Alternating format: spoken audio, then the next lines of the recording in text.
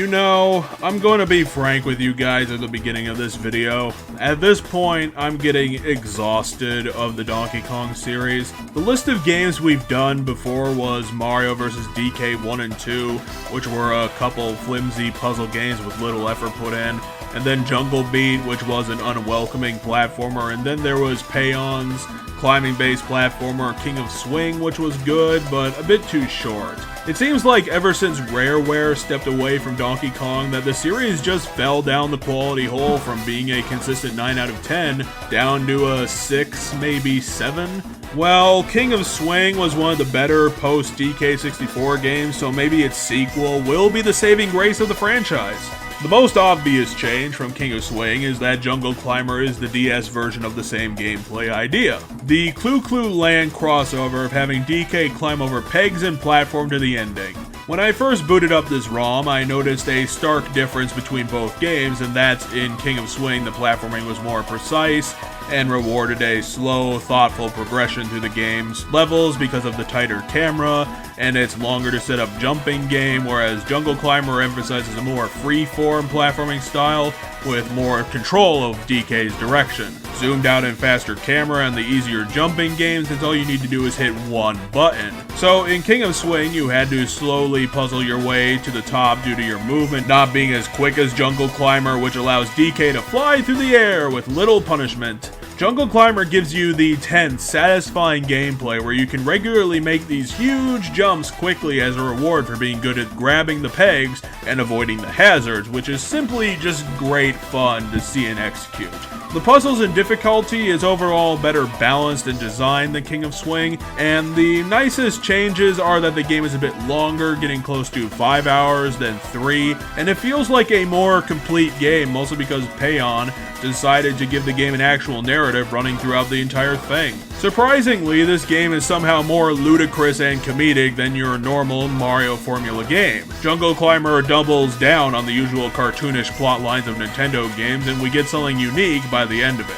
This time, the plot is that the Kongs are on a vacation on Sun Island. Yeah, that does sound like a placeholder name, but that is the end of the laziness, trust me. During one of the days, Cranky or Diddy notice a giant banana hologram on top of Sun Island, so the Kongs go up to get it and find the Kremlings stealing some crystal bananas for an unknown reason before they disappear through a wormhole. Quickly, they find out that the crystal bananas were power objects capable of taking over the world that the Kremlings stole from Xanadu, a banana alien from a different dimension that they join forces with to take down Rool. Throughout the rest of the game, you will occasionally be teleporting through wormholes to see different sorts of terrains and challenges, on top of the variety of the levels that the game already had before Rool screwed up the entire world. The collectibles introduced do somewhat matter this time around, since getting the fuel cans in the levels allow Funky Kong to unlock a new level for each of the islands that you explore. Otherwise, the DK and Banana Medals only access more minigames in the multiplayer, which on the DS is sort of an actual reward since you can set up those multiplayer modes easily enough. Although I'm not sure how fun it is, since it really is just a collection of minigames found in one of the game's modes. And there's something else that I definitely have to mention, is that this game has an amazing soundtrack.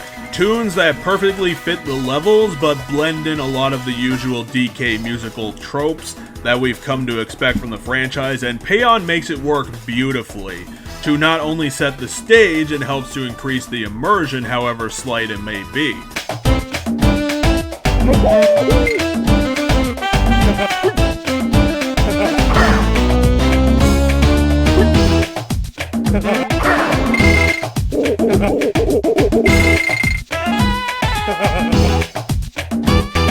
The music is simply great to listen to as you attempt to have DK fly through the air and get closer to his goal.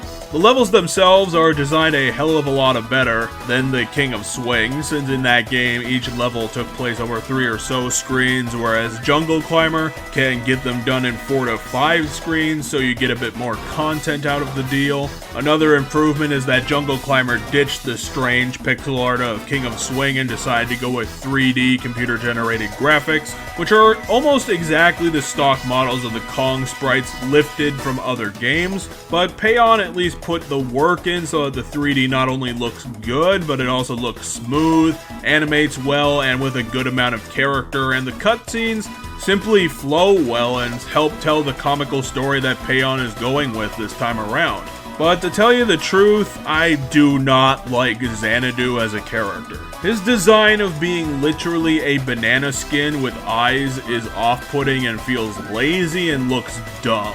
Plus his dialogue is awful. Payon wrote him to have this incredibly weird stuttering where he rhymes a bunch of words nonsensically while talking, and reading it to myself was making me cringe in all the wrong ways. Thankfully, Xanadu barely makes appearances as the Kongs and the Kremlings are taking up all the spare screen time they can, so this doesn't end up ruining any of the cutscenes. And thanks to the Lord that the game has no actual voice acting, which works in the game's favor since the plot of the game is goofy to the max. The game also has a few boss fights to show off, and they are a lot more solid and intense than King of Swing, being able to employ the better tech of the DS to do a bit more with their combat set pieces, and they put in a lot of good originality into character and arena design that makes them unique and fun places to fight in since you get so many different options. A couple late game bosses are a bit dickish and requiring tons of dodges and not having checkpoints, which punishes the player a bit too much for not being perfect, and simply not having those opportunities to attack the boss on an equal playing field. Yet my biggest disappointment was fighting King K. Rool, because Payon literally recycled the boss fight from King of Swing for this game, where you have to fight K. Rool by tackling him on a pegboard arena a second time. The fight is a bit better off than King of Swing since K. Rool doesn't obviously have OP stats and just brutalizes you with attacks you can't deflect, but still it has a lot of the same problems with the scale being tipped in K. Rool's favor. The final boss runs into that classic Rareware problem where it's a multi-phase, heavily punishing boss that they used to design where you would only get the rare chance to attack the boss, and they would just put tons of obstacles and attack all the time in your way of actually getting any damage in, and it just ends up being completely infuriating since these bosses require so much perfection without any checkpoints that you'd just be hitting the wall over and over and over again trying to get to that damn ending. Even with save states, the final boss of the game was such a huge headache that it almost wrecked the ending all by itself if the game had much of one to begin with. That part's fine with me since the gameplay is what mattered and it wasn't setting up anything too climactic and involving, so it's okay that it ends by just saying that everything went back to normal and evil lost for the day. Overall, Jungle Climber was a much needed improvement over King of Swing by making the gameplay more responsive, quicker, and more accessible to the player, and being a constantly rewarding show of skill where DK is doing these huge, fast jumps across chasms to gracefully grab more pegs and fly up sheer walls in no time flat. The addition of the Diddy Kong ally additional health thing was definitely a good one to go with, because not only does it give you some more health to work with in a game where you are in a position all the time to get one hit killed, but you can also do these extended attacks where you can just launch Diddy so far away that it's just a lot of fun that you get this opportunity to launch Diddy Kong like that and not put yourself in danger of getting hurt by the enemies, because again, you can get hit with a one-hit kill with anything, so it's just a good addition. And the other thing of a slowly built up invincibility mode in the places where the puzzles ramp up a bit too much you can actually access, it doesn't end up breaking the game that you have a flying invincibility mode, because it only lasts 10 seconds at a time, and you can only store 3 uses of it at once. And it also takes such a long while for it to recharge through collecting gems that it's just a nice option to have that isn't required for anything.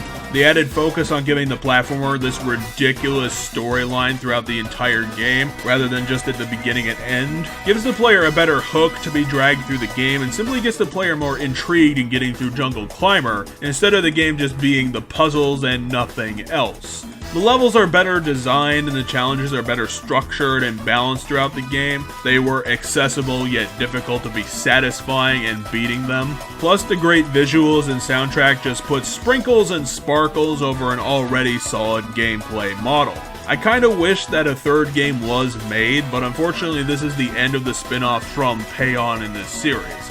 Improvements were made, and they aren't going to be going anywhere. Maybe the new country games will bring it back, but I would heavily doubt that. At least I found another good puzzle game out there on the DS that I can recommend. Yep, it does look like the DK series post-DK64 curse of lower quality is finally broken. Hell, maybe the Mario vs. DK series will even improve now the franchise is getting into the more modern years, and the developers are learning more about how to make their formulas work on all cylinders. For now, though, I'm going to hang a scoreboard over Jungle Climber.